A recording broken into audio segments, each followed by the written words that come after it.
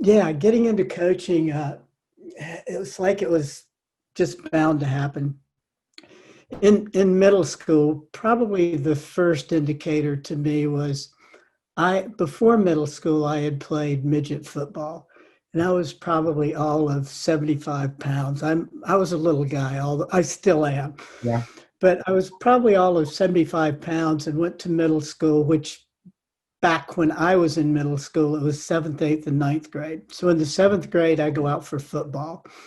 And there was a coach there by the name of Terrell Hall, who after about the first week saw me just getting pounded. He pulled me over and he goes, "Hey, Jack, I need someone else to help me coach. I would like you to reconsider going out for the team as a player and help me coach." And I looked at him and I go, "Well, Coach Hall, I don't want to be a water boy." He goes, "No, no, no. You aren't going to be the manager. You're going to help me coach." And if you can picture the male dressing room in a middle school where you go down these stairs and you're in this basement and there's this cage with all the equipment in it, and there's Mr. Hall's office. So from that day on, I'm going in early and we are literally setting up the game plan. And he's asking me advice when we're on the field during games and in practice. So he saw something in me. I know that he was trying to protect me, but he saw something in me that made me it built my self-esteem. And I knew right away that probably coaching was going to be my career. Well, I knew it was going to be my career. I wasn't sure in what sport. I took swimming very seriously, track and field very seriously, and wrestling very seriously. And the swimming influence on my side was a guy by the name of Dick Fadgett, who entered my life when I was 10 or 11 years old. He was a swimmer at NC State and would come to my hometown during the summers and coach a competitive swim team in Statesville, North Carolina. And Dick was a national record holder and a world record holder at different times in his life.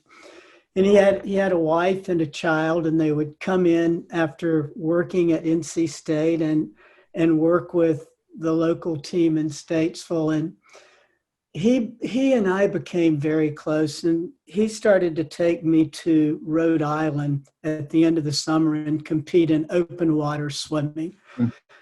So the two of those guys really did kind of open the door for sport as this beautiful lifestyle, and watching the impact that both of those men made on people as I went through my years of being trained by them.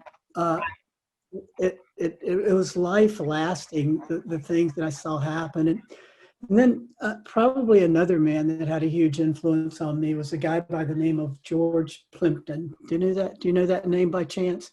He was an actor, wasn't A he? writer and actor, yeah. And he he kind of pulled the curtain open for what big time sport was like. I think his most notable, he would write and then he would embed himself in these different pro sports teams. Mm. And the Paper Lion, when he embedded himself with the Detroit Lions as a player, and he really opened the door to see how like cool it was to have a career in sport. And I was hooked.